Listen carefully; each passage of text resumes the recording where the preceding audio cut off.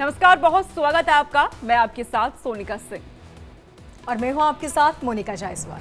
तो घड़ी में सुबह के 11 बजने वाले हैं और रोजाना की तरह मैं और सोनिका आपके सामने हाजिर हो चुके हैं। मैं और मोनिका आपके साथ हैं जो आपको रोजाना देश और दुनिया की बड़ी खबरें बताती हैं। बिल्कुल, और मैं हूं मोनिका जो आपको रोजाना 11 बजे आपके सामने हाजिर रहती हूं। राजनीति में क्या खास होने वाला है, क्या नए समीकरण बन रहे हैं, कौन से गठबंधन बन रहे हैं, और ये सारी खबरें आप तक पहुंचाएंगे। सबसे पहले जान लीजिए कि आज किन खबरों पर हमारी नजर रहने वाली है। सोनिका, सबसे पहले बताइए कि दिल्ली में क्या चल रहा है। दिल्ली की खबर मैं बताऊंगी मोनिका, लेकिन उससे पहले जो खबर मेरे पास सामने आई है वो है कोलकाता की। कोलकाता पे सभी की नजरें बनी हुई हैं। कोलकाता की बेटी को इंसाफ मिले, इसके लिए आज डॉक्टर्स की देशव्यापी हड़ताल है। डॉक्टर्स की हड़ताल हो रही है, मरीज बेहाल हैं। क्या है देश का हाल, ये बताऊंगी आपको। बिल्कुल, और कानपुर में आखिर ट्रेन को डिरेल करने की साजिश किसने रची, ये भी आप तक पहुंचाएंगे। और इसके लिए कौन जिम्मेदार है, साजिश के तार कहां जुड़े हैं, ये भी आपको बताएंगे। और अगली खबर आपको मैं बताऊंगी जो कि राजस्थान से है। उदयपुर में आखिर नफरत की आग किसने लगाई है, क्यों जल उठा झीलों का ये शहर उदयपुर। पूरी खबर विस्तार से आपके सामने होगी। और अंत में आपको दिखाएंगे देवदूत की तस्वीर जो आई है मुंबई नगरी से। बिल्कुल, आपको पूरी खबरें हम दिखाएंगे, लेकिन उससे पहले मोनिका, बड़ी खबर सामने आ रही है। पेरिस से दिल्ली पहुंची है विनेश फोगाट, तस्वीरें भी सामने आ रही हैं। स्वागत के लिए साक्षी मलिक और बजरंग पुनिया पहुंचे हुए हैं। पेरिस से वापस भारत लौटी हैं विनेश फोगाट, दिल्ली पहुंच चुकी है। उनके स्वागत के लिए पहले से भव्य तैयारियां की गई। इस वक्त तस्वीरें भी सामने आ चुकी है। उनके स्वागत के लिए साक्षी मलिक और बजरंग पुनिया पहुंचे हुए हैं। बिल्कुल, और साथ ही आपको बता दें कि यहाँ पर विनेश फोगाट के परिजन भी पहुंचे, अन्य लोग भी पहुंचे हैं और विनेश फोगाट भावुक नजर आई। और इस बीच उनके परिजनों के चेहरे पर एक खुशी भी है क्योंकि वो लंबे समय के बाद अपनी बेटी को देख रहे हैं जो पेरिस से लौटी है। बिल्कुल, माता पिता तो खुश हैं, पूरे देश में भी खुशी की लहर बनी हुई है। विनेश फोगाट पेरिस में अपना नाम रोशन करके एक अच्छा अपना प्रदर्शन देख करके वो लौटी है। हालांकि उन्हें फाइनल में अयोग्य जरूर घोषित कर दिया गया, लेकिन जैसे ही वो हिंदुस्तान लौटी हैं उनका स्वागत भव्य तरीके से हो रहा है। तस्वीर आप देख रहे हैं, बजरंग पुनिया यहाँ पर पहुंचे उनका स्वागत करने के लिए दिल्ली एयरपोर्ट पर। साक्षी मलिक यहाँ पर पहुंचती है और जैसे ये जानकारी मिलती है कि विनेश फोगाट भारत लौटने वाली हैं, पूरा हिंदुस्तान उनका इंतजार कर रहा होता है। तस्वीर आप देख रहे हैं, विनेश फोगाट की आंखें नम हैं, आंखों में आंसू आपको नजर आ रहे हैं। बहुत भावुक ये पल, ये क्षण अपने आप में है। विनेश फोगाट जिन्होंने अपना नाम कमाया है पूरी दुनिया में, विश्व भर में मेहनत करके वो इस मुकाम पर पहुंची हैं। हालांकि पेरिस में फाइनल में जिस तरह से अयोग्य उन्हें घोषित किया गया था उसके बाद जरूर उनकी आंखें यहाँ पे नम है जैसे ही वो हिंदुस्तान के सरजमी पे पहुंची हुई हैं। आयुषी हमारे साथ जुड़ चुकी हैं। आयुषी, इस वक्त क्या तस्वीरें हैं विनेश फोगाट के लौटने के बाद? जी बिल्कुल, देश की बेटी विनेश फोगाट आखिरकार पेरिस ओलंपिक से भारत वापस आ गई हैं। और आपको बता दें, जैसे ही वो भारत लैंड करती हैं नई दिल्ली के इंदिरा गांधी एयरपोर्ट पर, उसके बाद बजरंग पुनिया उनका स्वागत करते हैं। और उसके बाद आपको बता दें, बाहर की तस्वीरें, मैं एयरपोर्ट के ठीक बाहर हूँ, महिपालपुर के इलाके में, और यहाँ पे भी विनेश फोगाट के भव्य स्वागत की तैयारी की गई है। पूरे देश की नजरें विनेश पर थी कि विनेश जब भारत लौटेगी तो किस तरीके से विनेश का स्वागत किया जाएगा। और उसकी एक झलक यहाँ से आप देख सकते हैं कि किस तरीके से कुर्सियां लगी हैं। और जो खास तौर पे विनेश फोगाट सिर्फ हरियाणा की ही नहीं, देश की बेटी है, लेकिन हरियाणा में जोरों शोरों से तैयारी चल रही है। विनेश फोगाट भारत आ चुकी हैं, लैंड कर चुकी हैं, अब आपके बीच में आएंगी, क्या कहेंगे? नहीं, हमारी जो विनेश फोगाट जी है मेडल से रहेगी, लेकिन दिल तो उन्हें पूरे हिंदुस्तान का ही जीत लिया जी। जी बिल्कुल बिल्कुल। तो विनेश के आने का कितना इंतजार था? बहुत इंतजार है जी, अभी उनका सम्मान के लिए ही खड़े हैं सभी यहाँ पे। सम्मान के लिए बिल्कुल, बहुत प्राउड फील होता है उनको देख के। हम आपको लगातार अंदर भी चल के तस्वीरें दिखाएंगे किस तरीके से विनेश के स्वागत के लिए यहाँ पे दूर दराज से लोग आए हैं। और सिर्फ यही जगह नहीं सोनिका, आपको बता दें दिल्ली एयरपोर्ट से लेके उनके गांव तक कई जगह इंतजाम किए गए हैं और हर जगह उनके सम्मान के लिए आयोजन किए गए हैं। और यहाँ पे कुछ बड़े बुजुर्ग बैठे हैं जो विनेश के स्वागत के लिए, उनसे बात करेंगे। विनेश फोगाट भारत आ गई हैं, कुछ ही देर में आपके बीच आएंगी। बिल्कुल बिल्कुल जी, बहुत बढ़िया, हमें तो बहुत खुशी है। और ये सरकार ने जो भी किया है, कोर्ट ने जो फैसला गलत दिया है, उसको कुछ ना कुछ मेडल, सिल्वर मेडल तो देना ही चाहिए। हाँ जी, बिकॉज वो डिजर्व करती थी और वो जब फाइनल तक पहुंच गई तो उसको सिल्वर मेडल तो बनता ही था। बिल्कुल बिल्कुल सिल्वर मेडल की बात कर रहे हैं लोग कि सिल्वर मेडल तो बनता ही था। और लोगों से बात करेंगे।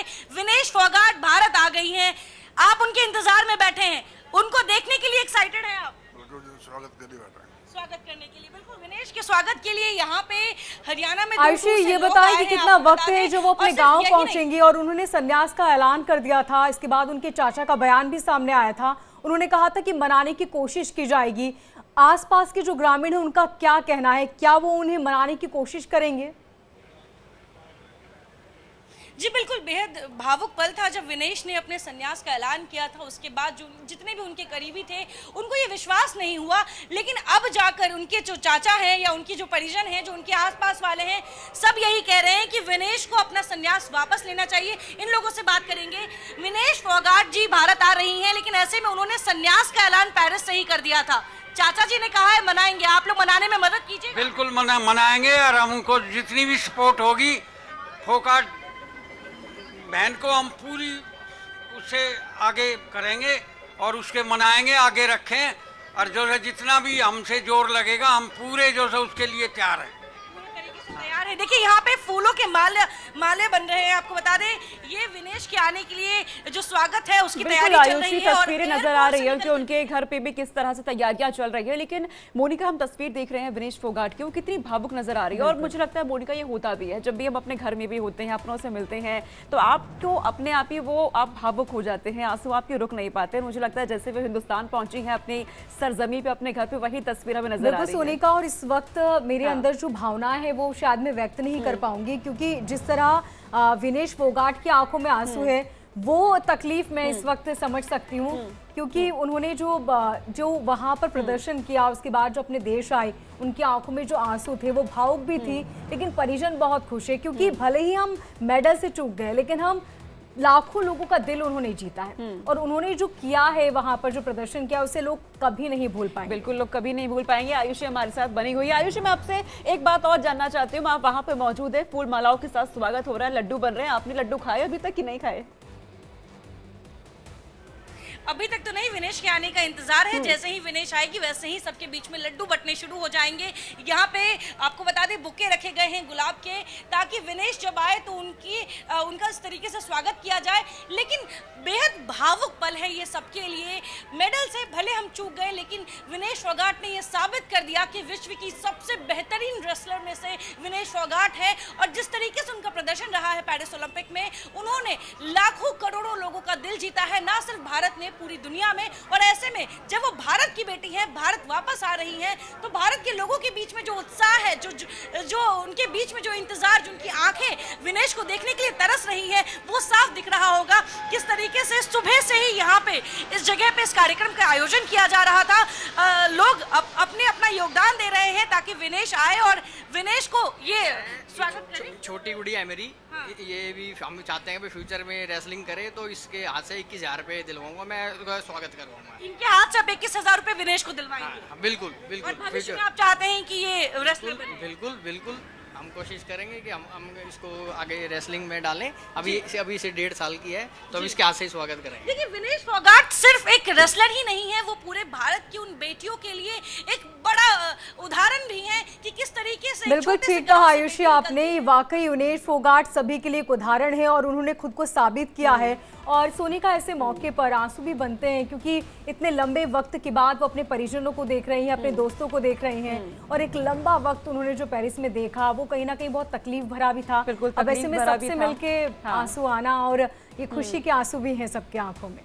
बिल्कुल, खुशी के आंसू भी हैं, या क्योंकि जब उम्मीदें टूटती हैं, सपने टूटते हैं, तो जाहिर सी बात है दुख होता है। लेकिन ये उदाहरण है तमाम महिलाओं के लिए, लोगों के लिए, कैसे आपको और आगे बढ़ना है। शुक्रिया आयुषी, तमाम जानकारी हम तक पहुंचाने के, तस्वीरें दिखाने के लिए। वापस लौटेंगे बाद में आपके पास, फिर से ये तस्वीरें आप हमें दिखाइएगा। लेकिन मोनिका, एक तरफ हम देख रहे हैं देश की बेटी का स्वागत हो रहा है, लोगों की आंखों में खुशी नजर भी आ रही है। लेकिन देश की एक और बेटी है जो दुनिया में रही नहीं है, लेकिन इंसाफ मांग रही है अपने लिए। खबर हम आपको कोलकाता से बताने वाले हैं।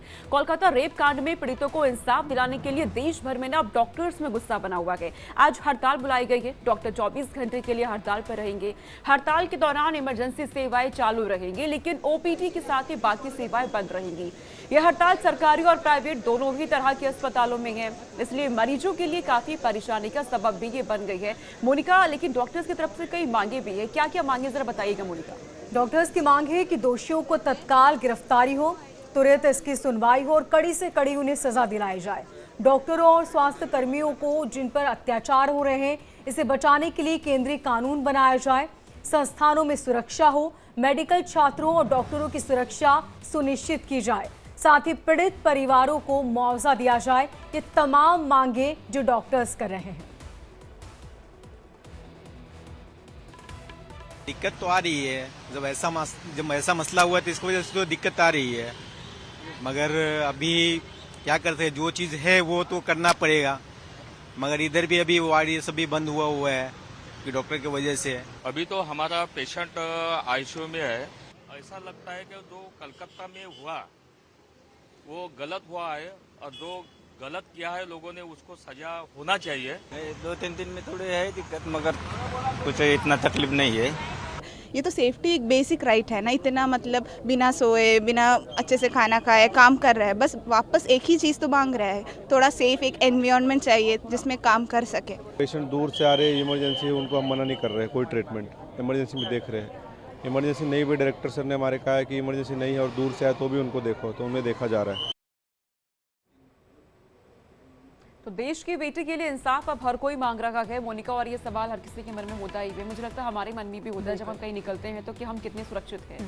और वाकई सभी में गुस्सा होना लाजमी है और यही वजह है कि डॉक्टर्स अपनी मांगों पर अड़े हुए हैं। आपको बता दें सोनिका कि कोलकाता में आरजीकर अस्पताल में बड़े पैमाने पर ट्रांसफर किए गए हैं।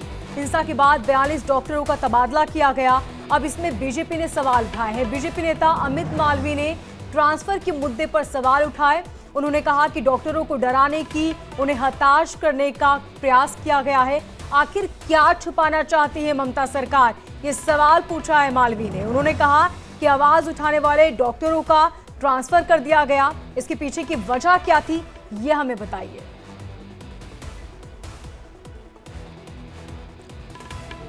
कॉल और इस खबर पर पंकज हमारे साथ जुड़ रहे हैं, क्योंकि देश भर में हम देख रहे हैं डॉक्टर्स की तरफ से हड़ताल हो रही है और जाहिर सी बात है पंकज कि इसका असर स्वास्थ्य सेवाओं पे भी पड़ रहा होगा। किस तरह से मरीजों के सामने दिक्कतें आ रही हैं, जरा बताइएगा। जी हाँ, बिल्कुल आप देख सकती हैं कि मेरे पीछे एम्स में हुजूम लगा है डॉक्टरों का। और आज बताऊं कि देश की सबसे बड़ी फैकल्टी, एम्स की जो फैकल्टी है वो भी इनके साथ है और उनका भी प्रोटेस्ट जारी है। साफ तौर पर आप देख सकते हो कि बैनर पर लिखा हुआ है कि जो एम्स की फैकल्टी है उनका बैनर बनाया गया बाकायदे, और एम्स फैकल्टी के डॉक्टर आज जो है यहाँ पर इसमें सम्मिलित हुए हैं। तो इस वजह से कहीं ना कहीं ये बड़ा प्रोटेस्ट बनता जा रहा है। आपको बताएं कि यहाँ मेरे साथ एक डॉक्टर भी हैं, इनसे बात करूँगा फैकल्टी के। सर, क्या नाम है आपका? मेरा नाम डॉक्टर सौरभ है। सौरभ जी, आज फैकल्टी के मेंबर्स भी फोडा के साथ हैं, यहाँ पर प्रोटेस्ट कर रहे हैं, तो आप लोगों की क्या मांगे हैं और आज जो प्रोटेस्ट है क्या इसमें प्रमुख चीज़ें रखी गई हैं? देखिए, मैं फैकल्टी एसोसिएशन का एग्जीक्यूटिव मेंबर हूँ और पिछले 4 दिन से हमारे रेजिडेंट्स यहाँ पे जो है वो कुछ मांग कर रहे हैं और हमारी मूलभूत एक ही मांग है और वो मांग है हेल्थ केयर वर्कर की सुरक्षा। अगर आपको याद होगा 2022 में जब कोविड आया था तो उस समय एक ऑर्डिनेंस आया था जिसमें कि health care worker protection act का ऑर्डिनेंस जारी किया गया था, परंतु जैसे ही कोरोना चला गया उसके बाद उसको ठंडे बस्ते में डाल दिया गया। अब आप देखते हैं हर रोज़ कहीं ना कहीं कोई ना कोई हेल्थ केयर वर्कर के साथ कोई ना कोई घटना होती है, जिसके कारण अब हमारा विश्वास धीरे धीरे कम होता जा रहा है कि हम सुरक्षित महसूस करके कार्य कर सकते हैं। तो अभी 4 दिन से क्योंकि कोई भी मांग जो है हमारी ये सेंट्रल प्रोटेक्शन एक्ट की, उस पर कोई एक ठोस कदम उठाया नहीं गया है, इस कारण आज फैकल्टी एसोसिएशन ने कल शाम को एक GBM करके ये डिसाइड किया था कि आज हम अपनी सारी रूटीन सर्विसेज जिसमें कि OPD, OT और जो भी लैब वर्क होगा आज बहुत बड़ी मात्रा में जो पेशेंट आए हों परेशान हैं, क्योंकि कहीं ना कहीं OPD पे इसका साफ असर दिखा है, OPD नहीं चली है। तो आप लोग क्या उनके लिए भी कुछ अलग से प्लानिंग करेंगे या ये प्रोटेस्ट में ही ऐसी तरह से? नहीं, बिल्कुल हमने ये अपने सभी जो भी हमारे रेजिडेंट इमरजेंसी ड्यूटीज़ के लिए लगाए गए हैं, इवन फैकल्टी भी जो एज इमरजेंसी ड्यूटी पे है वो वहाँ पे मौजूद है और उन्हें भेजा गया है कि कोई भी फॉलोअप, क्योंकि हमारे मरीज़ बहुत दूर दूर से आते हैं, तो पिछले 4 दिन से तो हमने रूटीन सर्विसेज भी बंद नहीं की थी, पर आज रूटीन सर्विसेज बंद होने के कारण हमने अपनी इमरजेंसी सर्विसेज को और ज़्यादा सुदृढ़ करने की कोशिश की है, ताकि कोई भी मरीज़ जिसको कि अर्जेंट हेल्थ सर्विसेज की आवश्यकता हो उसको नुकसान नहीं पहुंचना चाहिए। देखिए, मरीज़ सर्वोपरि है, पर मेरी एक अपील है मरीज़ और उनके तीमारदार। पंकज जी, ये बताएं कि इस पूरे मामले को लेकर सीबीआई की जांच जारी है। अब तक कितने लोगों से पूछताछ हो चुकी है?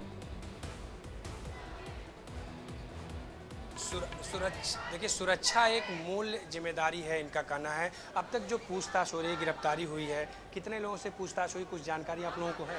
नहीं, वहाँ पे जो है अभी सीबीआई के पास क्योंकि केस चला गया है, तो वो अपना जो भी उनका एक प्रोसीजर होता है उसको फॉलो कर रहे हैं, तो उसके ऊपर हमें भरोसा है। लेकिन हमारी मांग जो यहाँ पर है वो है एक सेंट्रल प्रोटेक्शन एक्ट की, जिसमें ये चीज़ें दोबारा दोहराई ना जाएं। देखिए, मैं बताऊं कि इनकी जो प्रमुख मांगे हैं, सेंट्रल प्रोटेक्शन एक्ट की मांग है, जिसको लेकर के प्रोटेस्ट जारी है। और आज कहीं न कहीं एम्स फैकल्टी भी इस प्रोटेस्ट में हिस्सा है, और बड़ी मात्रा में मेरे पीछे देखेंगे कि यहाँ पर लगभग मैं बताऊं आपको कि 2 से 2.5 हज़ार डॉक्टर्स जो ट्रेनी डॉक्टर हैं, उसमें फैकल्टी के यानी कि डॉक्टर की संख्या बहुत ज्यादा है पंकज, जो लगातार हड़ताल कर रहे हैं और अपनी मांगों को रखा जा रहा है। लौटेंगे आपके पास, लेकिन इस मामले में जूनियर डॉक्टर के माता पिता ने सीबीआई को बताया है कि उन्हें संदेह है कि अपराध में उसी कॉलेज के कुछ इंटर्न और डॉक्टर्स शामिल हो सकते हैं। जूनियर डॉक्टर के माता पिता ने सीबीआई को उन लोगों के नाम भी बताए जिन पर उनको शक है।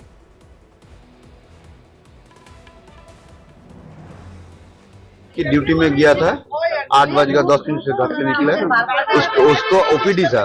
5 बजे माँ के साथ बात हुआ था, फिर 11:15 का टाइम में भी माँ से बात हुआ था। वो बोला जी हम लोगों का 4 आदमी का खाना आया है, हम लोग खाना खा रहा है, आप लोग खाना खा के सो जाइए। तो ऐसे ही बात होता था। सुबह में हम घर में नहीं था, हम काम में था। लड़की मेरा माँ को उठकर माँ को फोन किया था, माँ बार बार फोन कर रहे थे, फोन रिंग हो रहा था, लेकिन कोई उस टाइम तो मेरा लड़की गुजर ही गया है। हमको सबसे दिक्कत का प्रश्न यह है कि रात 3 बजे से सुबह 10 बजे तक किसी का जो ऑन ड्यूटी डॉक्टर है उसका किसी को जरूरत नहीं पड़ा। यही एक हमारा सस्तेन आ गया मन में। सीबीआई ने आरजी कौर का सुपर का अरेस्ट किया, इस बारे में क्या? इस बारे में तो कुछ नहीं बोलेंगे आज।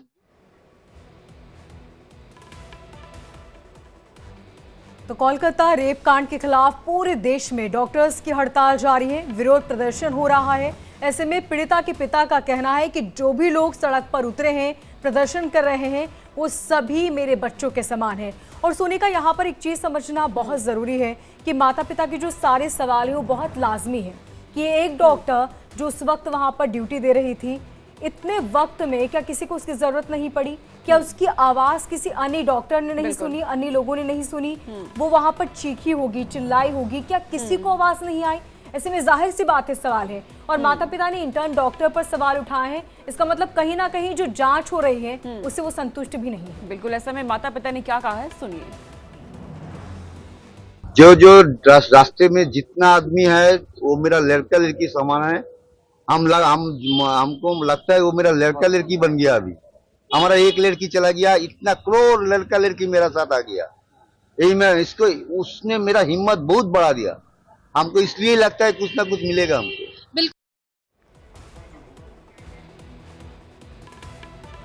तो जिस तरह से लगातार कोलकाता को लेकर में हुए रेप कांड के बाद देश भर में गुस्सा है, प्रदर्शन हो रहे हैं। हमारे सहयोगी हमारे साथ जुड़ रहे हैं, हम तक पहुंचा रहे हैं पूरी जानकारी कि कहां इस तरीके के विरोध प्रदर्शन हो रहे हैं। कोलकाता के आरजीकर मेडिकल कॉलेज में जो घटना हुई है उस पर एक लेटर पिटीशन भी दायर की गई है।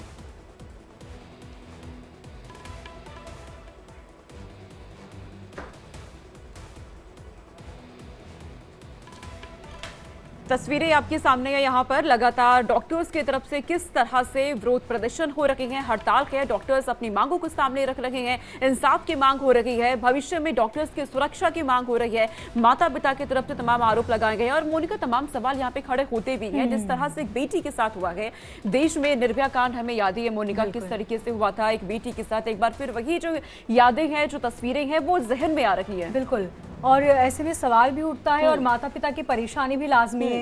जो सड़कों पर डॉक्टर्स उतरे हैं वो लगातार ये मांग कर रहे हैं कि सुरक्षा बहुत जरूरी है। नमस्कार, 14 तारीख को आरकेजी कर मेडिकल कॉलेज पे जो घटना हुई है, जो अटैक हुआ है, उस पे doctor Monika BDS from army college of science dental science Secunderabad से, उन्होंने जो है लेटर पिटीशन के थ्रू सुप्रीम कोर्ट में याचिका डाली है। उसमें उनका ये है कि उसमें सेंट्रल फोर्स को तैनात किया जाए आरकेजी कर मेडिकल कॉलेज की सुरक्षा के लिए जब तक केस की पेंडेंसी है, जिससे वहाँ के स्टाफ की सुरक्षा हो सके, क्राइम सीन की सुरक्षा हो सके और लोग सुचारू रूप से वहाँ अपना काम कर सकें। उसमें एक पिटीशन में उन्होंने ये भी कहा है कि इस केस के तहत जिस तरीके से सबूतों को मिटाने की कोशिश की जा रही है और जिस तरीके से लोगों को धमकाया जा रहा है और जिस तरीके से लोगों के बीच में सहमी हुई है चीजें, उस कारण उन्होंने जो है लिया है कि इस पर स्वतः संज्ञान लिया जाए।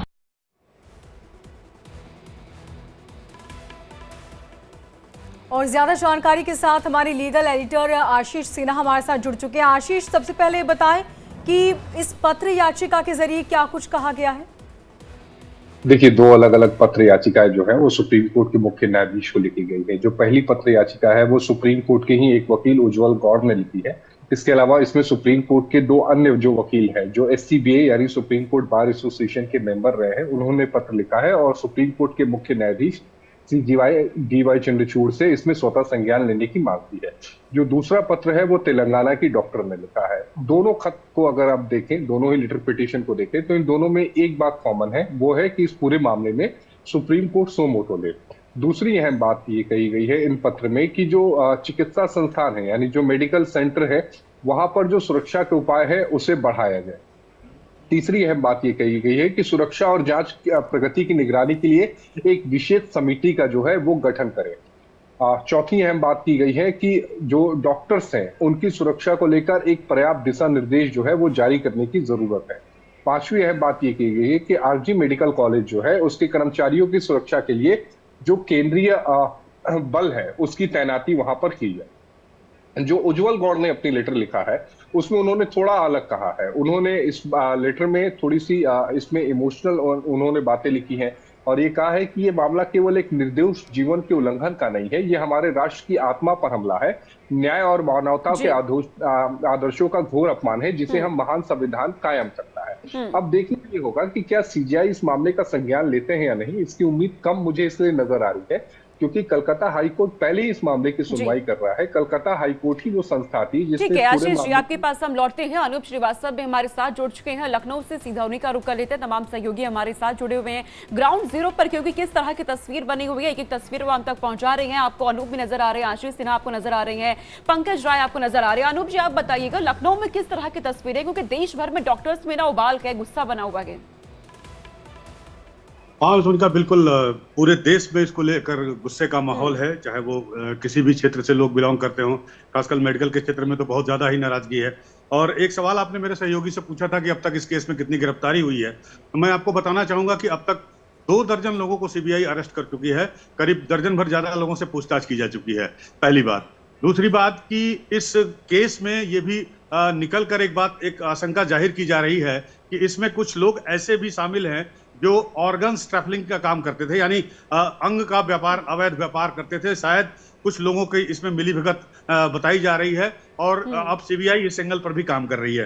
ये 2 महत्वपूर्ण जानकारी इस केस से जुड़ी है जो मैंने आपको बताई है। तीसरा रहा सवाल लखनऊ का, तो लखनऊ में जितने भी डॉक्टर्स के एसोसिएशंस हैं वो सारे के सारे आज हड़ताल पे हैं और साथ ही साथ लखनऊ के जो लोकल मेडिकल कॉलेज है, अस्पताल है, नर्सिंग होम्स है, प्राइवेट हॉस्पिटल्स है, वहां पर भी जो जूनियर डॉक्टर्स हैं वो आज स्ट्राइक पर हैं। तकरीबन 300 से ज्यादा ऐसे हॉस्पिटल्स और प्राइवेट संस्थान हैं जहां के डॉक्टर जो है आज विरोध मार्च कर रहे हैं, विरोध प्रदर्शन कर रहे हैं। तो कुल ठीक है, पंकज हमारे साथ भी बने हुए हैं। पंकज, आपके पीछे देख सकती हूँ मैं कि लगातार प्रदर्शन जारी है, हमें तस्वीरें दिखाई, अगर मुमकिन हो सके तो बातचीत करने की कोशिश कीजिए। और ऐसे में बड़ी संख्या में चूंकि डॉक्टर सड़कों पर उतरे हैं, मरीजों को भी परेशानियों का सामना करना पड़ रहा होगा। बिल्कुल बिल्कुल, आप देख सकती हैं मेरे पीछे यहाँ पर हुजूम लगा हुआ है। मरीज, मैंने सुबह भी कई लोगों से बात किया, अभी भी हमारी बात हुई है, जो यहाँ सुबह से इंतजार कर रहे थे OPD में दिखाने का। पर्ची तो बनी, लेकिन डॉक्टर आएंगे नहीं आएंगे ये बड़ा सवाल था, और डॉक्टर आए भी नहीं, कई लोग निराशा लेकर के यहाँ से वापस गए। ऐसे में मैं बात करूँगा, यहाँ पर कई डॉक्टर्स हैं। सर क्या नाम है? डॉक्टर अमरिंदर। अमरिंदर जी, आज प्रोटेस्ट जो है आज उसमें कहीं ना कहीं सबसे बड़ी फैकल्टी जो एम्स की है वो भी इन्वॉल्व हो गई है, वो भी आज रोड पे दिख रही है। तो आप लोगों की प्रमुख मांगे आज की क्या है? उधर 3 दिन से लगातार 4 दिन से हम काम कर रहे हैं। बेतोड़ जो रेजिडेंट ने करना है वो फैकल्टी सारा काम कर रही है, चाहे वो ओपीडी सर्विसेज है, चाहे ओटी सर्विसेज है, चाहे कोई भी सर्विसेज है, उसमें सीटी स्कैन ठीक है पंकज, यानी कि देश भर में हम देख रहे हैं डॉक्टर्स की तरफ से तमाम मांगों को अपनी रखा जा रहा है। आप तीनों बने रहिएगा साथ। फिलहाल सोनिका कहते हैं जाको राखे साइयां मार सके ना कोई। कुछ ऐसा ही मामला सामने आया है मुंबई के अटल सेतु से, जहां पर एक महिला को एक कैब ड्राइवर ने मौत के मुंह से कैसे बाहर निकाल लिया वो आपको दिखाएंगे। और देखिए तस्वीरें भी सामने हैं, आप देख भी रहे हैं इस वक्त एक कैब ड्राइवर ने कैसे एक महिला को बचाया। अटल सेतु सीलिंग पर आत्महत्या की कोशिश ये महिला यहाँ पे कर रही होती है और ये सनसनीखेज वीडियो सामने आया है इसी का। वीडियो में आप साफ आपको यहाँ पे दिख रहा है कि सी लिंक से ये महिला नीचे कूदने ही वाली थी कि उससे पहले ये कैब ड्राइवर रेलिंग के अंदर से महिला को पकड़े हुए हैं, जिससे महिला को कूदने से बचाया जा सके। लेकिन तभी महिला छलांग लगा देती है, लेकिन ड्राइवर उसके बालों को पकड़ लेता है। इतने में ट्रैफिक पुलिस की टीम वहां पहुंच जाती है, फिर सभी ने मिलकर महिला की जान बचाई।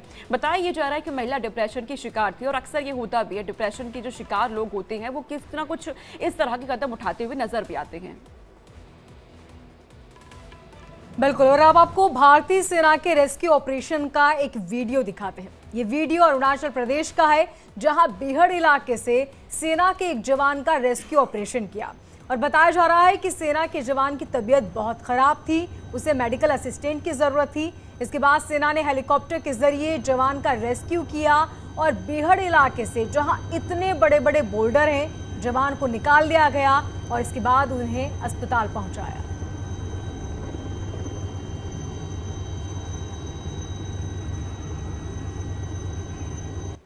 तस्वीरें भी आप देख रहे हैं आर्मी ने किस तरीके से यहाँ पे रेस्क्यू ऑपरेशन किया। लेकिन अब वक्त मोनिका हमारे जाने का हो गया, वक्त बहुत कम पड़ जाता है, लेकिन रोजाना 11 बजे आपको हमारे साथ जुड़ना है मोनिका और सोनिका के साथ। बिल्कुल, तो 11 बजे फिर कल होगी आपसे मुलाकात इसी वक्त इंडिया डेली पर। यहाँ एक छोटा सा ब्रेक है।